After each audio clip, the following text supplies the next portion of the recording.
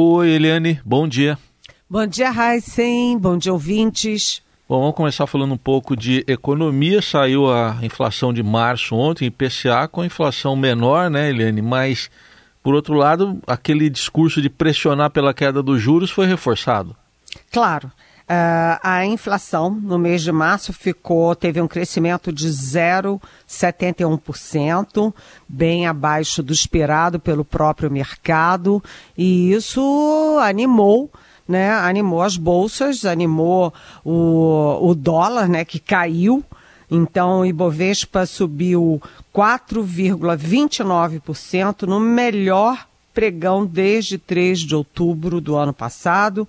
O dólar chegou a ser negociado ontem a R$ 4,98, fechou na menor cotação desde 10 de junho, ou seja, a menor cotação em 10 meses, né, a R$ 5,00. Isso é um alívio, porque o governo Lula, né, todo mundo diz, ele está indo muito bem na área social, mas está deixando dúvidas, muitas interrogações em relação à economia.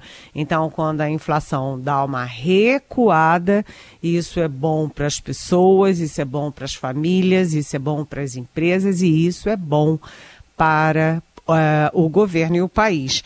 Então, foi uma boa notícia e, como você disse, Heisen, se cai a inflação, se a inflação recua, isso também pressiona mais ainda o Banco Central a baixar os juros, porque os juros altos são um instrumento para baixar a inflação. Se a inflação recua, né, o Banco Central pode também começar a pensar em recuar na questão dos juros. Juros a 13,75% realmente é estratosférico, o maior do planeta, e a próxima reunião do Copom para decidir sobre a trajetória dos juros vai ser em maio. Então, vamos ver, né, como é que se comporta aí a economia, como é que se comporta a inflação, para ver como é que isso repercute também nos juros.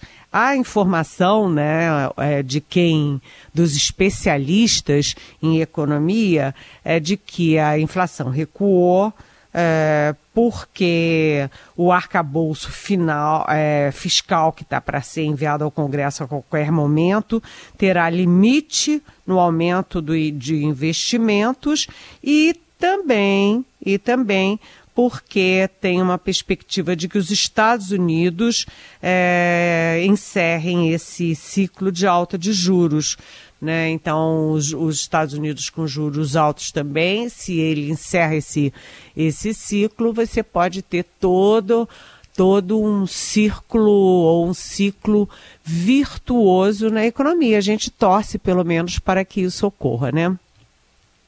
Certamente. Aliás, só para antes a gente seguir aqui com a viagem do presidente Lula à China, entrou no radar também agora o fim daquela isenção de compra de pessoa física de até $50, né, do comércio eletrônico. Então, isso aí também dá uma forcinha para arrecadação, né, quando vier, né, Eliane?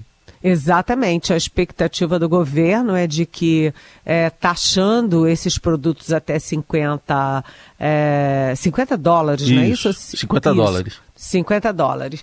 Pois o Brasil o governo, a União, consiga arrecadar 8 bilhões de reais. Então, é sempre um reforço de caixa e é sempre um reforço ali para o equilíbrio fiscal.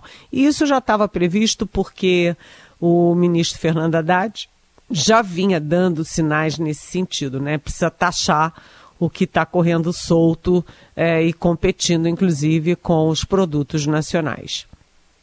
Bom, Eliane, daqui a pouco o presidente Lula chega à China. A relação àquela viagem que inicialmente seria feita foi invertida, né? Ele iria a Pequim e Xangai. Ele vai chegar a Xangai depois que vai a Pequim.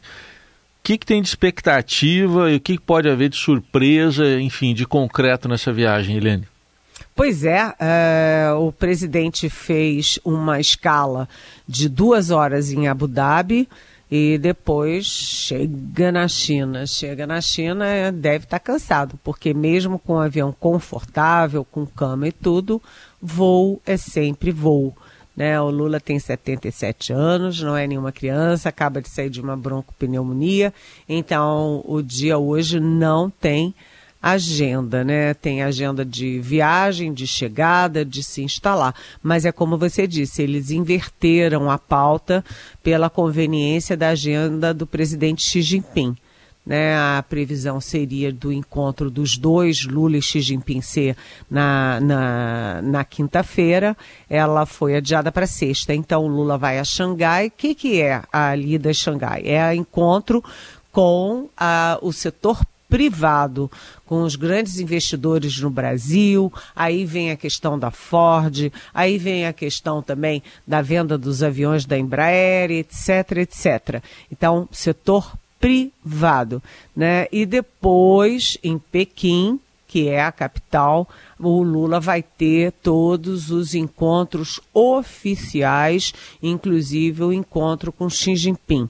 Né? A expectativa, como a gente já disse, é da assinatura de 20 acordos, mas um embaixador muito bem informado sobre a viagem me põe assim um pezinho no freio dizendo o seguinte: está todo mundo achando que são 20 acordos que no dia seguinte vão estar funcionando. Não é bem assim. Tem muita coisa nesses acordos que são protocolo de intenção, ou seja, é apenas uma largada, né? Abrir a porta, mas ainda tem muito chão para que se transforme em coisa concreta. Vai ter coisa concreta? Vai. Mas além das coisas concretas, você vai ter também passos para a aproximação dos setores, para fechar acordos, etc. Aliás, uma das expectativas é porque a China não é mais só o maior parceiro comercial do Brasil. A China é também o maior parceiro comercial da América do Sul. Né? Então, a China vai ampliando seus espaços na América Latina, na Ásia, na África, na própria Europa. Então, a China vai se consolidando como candidata à potência número 1. E dentro disso, a China precisa melhorar a sua imagem, porque a China é uma potência econômica, mas não uma potência política, até porque é um regime político ainda considerado fechado, ainda considerado uma ditadura, né, controlada por um único partido, e a China quer melhorar a sua imagem, dourar mais a sua pílula, exatamente com projetos muito fortes na área de economia limpa, né, de energia solar, de energia eólica.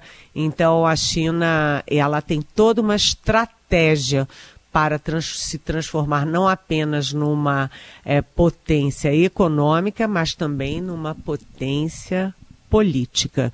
E vamos ver, porque a conversa do Lula com o Xi Jinping tem todos os aspectos bilaterais que são importantíssimos, mas tem também as conversas regionais envolvendo a América do Sul, sobretudo, e um pouco a América Latina, e uma questão multilateral, que é a guerra na Ucrânia.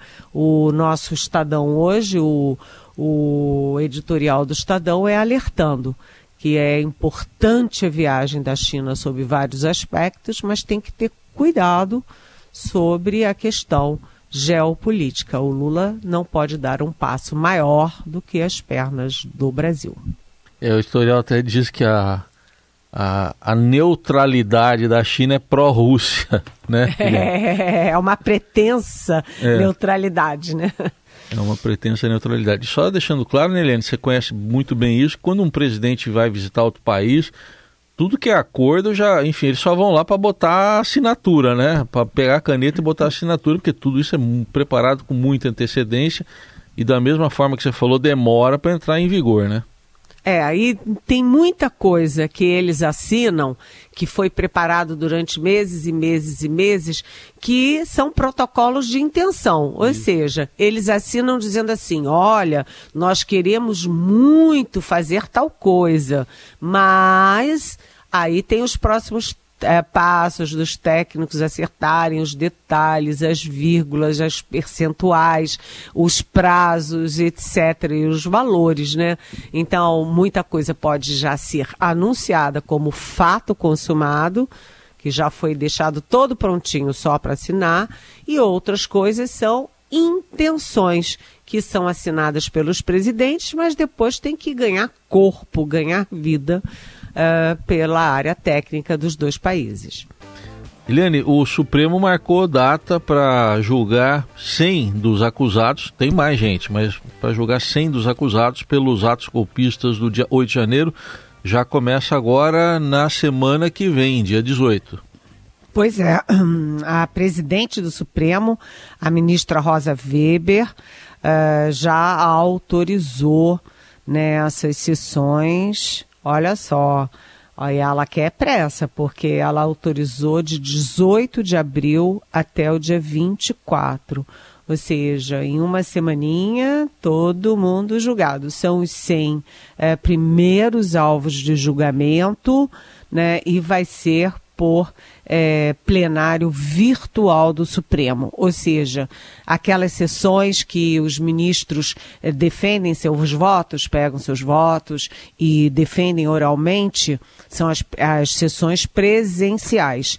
Nas sessões virtuais, né, no plenário virtual, os ministros simplesmente escrevem seus votos, depositam os seus votos.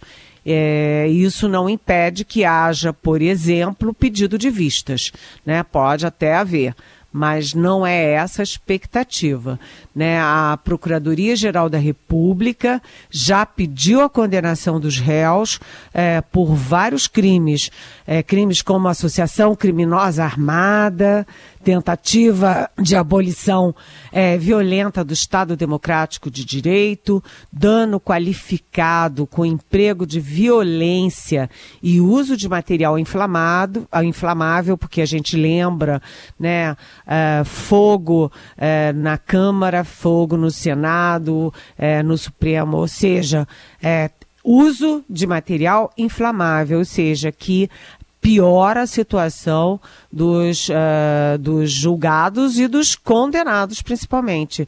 E, além disso, também a deterioração do patrimônio tombado pelo quebra-quebra do Supremo Tribunal Federal, quebra da Câmara, do Senado e do Palácio do Planalto, que é a sede do Poder Executivo, né?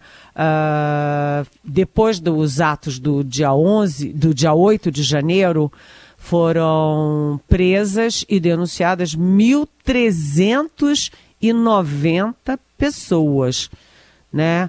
Sendo que dessas, 239 foram apontadas como executoras e 1.150 como incitadoras, principalmente via internet. Então, você tem ali uma pressa do nosso sistema jurídico para, enfim, defender a democracia, para botar as coisas dentro dos trilhos da democracia, da ordem, né, do bem-estar, sabe? E tem que punir severamente as pessoas que fazem um atentado golpista, um atentado que o Lula chamou de fascista, como esses. Aliás, né, hoje o nosso Marcelo Godoy, um ótimo repórter do Estadão, ele traz uma informação relevante de que o comandante militar do Planalto, no dia da invasão, disse que alegou, né, que não podiam retirar as pessoas que estavam em torno do quartel-general porque ia morrer gente. O fato é que ele foi afastado do cargo e ele foi chamado para depor sobre por que o Comando Militar do Planalto agiu com leniência durante aquilo tudo. Aliás, o Comando Militar do Planalto, que é responsável pelo Batalhão de Guarda Presidencial, o BGP, que, por sua vez, é responsável pela segurança do Palácio do Planalto. E vocês viram que o Palácio do Planalto estava completamente abandonado, entregue aos golpistas, aos terroristas, né? E o Lula, inclusive, chegou a dizer, né, Heisen, que as portas do Palácio estavam abertas. Alguém tem que explicar e tem que se explicar sobre como é que isso é possível. Não foi detectado arrombamento lá nenhum. Bom, Eliane, outro assunto que a gente continua tratando é a questão dos ataques às escolas, mas com um discurso de ódio crescente, as plataformas se negando a retirar esse conteúdo das redes e o Ministério da Justiça fazendo uma pressão também, né, Eliane? Agora a gente teve o segundo ataque, né? Um segundo ataque com faca numa outra escola. Então, isso está causando um pânico generalizado em todo mundo que tem filho, né? Tem sobrinho, tem filho, tem neto que vai para a escola, né? Escola pública, escola privada, todo mundo apavorado, né? Então, o Ministério da Justiça pediu a retirada de 511 contas de ódio e as plataformas estão reagindo, dizendo que tem as suas políticas próprias, que não precisa da interferência do Estado brasileiro. Precisa sim. Precisa sim. E além do Ministério da Justiça, também o Ministério Público Federal pediu explicações ao Twitter sobre que tipo de controle é esse. Né? 511 contas não é pouca coisa. Imagina quantos jovens eventualmente desajustados, né, que sofreram bullying ou, sei lá, tem famílias desajustadas, enfim, que estão lendo essas coisas e estão sendo contaminados por essas coisas. Além disso, o ministro da Justiça está preparando uma portaria emergencial que não precisa de aprovação do Congresso, porque é uma portaria do próprio Ministério da Justiça, com as normas sobre a retirada de conteúdos de ódio das redes sociais. Né? E a palavra-chave dessa portaria é rapidez na remoção desse tipo de conteúdo, que chama os jovens, que atiça os jovens para invadir escolas, para atacar crianças e jovens professores, e isso não pode acontecer. Imagina, você não pode usar rede social ou mídia comum ou nada para incitar a violência e o assassinato de pessoas. As redes estão reagindo mal e isso é ruim para elas, né? Teve um jornal hoje que traz na primeira página que tentou contato com uma das redes sobre os conteúdos de ódio e essa rede reagiu com um emoji de cocô. Sabe, isso não é um cocô para um órgão de imprensa, é para a sociedade brasileira, para as famílias brasileiras, para as escolas, os professores e as autoridades brasileiras. Portanto, vamos parar com isso. Não há censura, sim a liberdade de expressão, mas jamais liberdade para atiçar a violência e o assassinato de pessoas, principalmente crianças indefesas. Muito bem, há pouco aqui a gente conversou até com um psicanalista, professor da USP, o Christian Dunker, foi nessa linha também, e falando da necessidade de mais conversa, né? Pais, alunos, professores conversarem mais, foi uma importante observação, né, Eliane? E também o seguinte, Heisen, o papel também das famílias e dos professores, dos orientadores pedagógicos. Sabe por quê? Um jovem que sofre bullying, que ou é muito gordinho, ou, sei lá, tem alguma característica um pouquinho diferente, ele tem que ser olhado. Os jovens não cometem esse tipo de coisa, assim, não acordam com uma machadinha, vão lá e matam crianças, né? Eles vão dando sinais de que estão infelizes, de que estão solitários, de que estão abandonados abandonados pelos pais, pela escola, pela sociedade.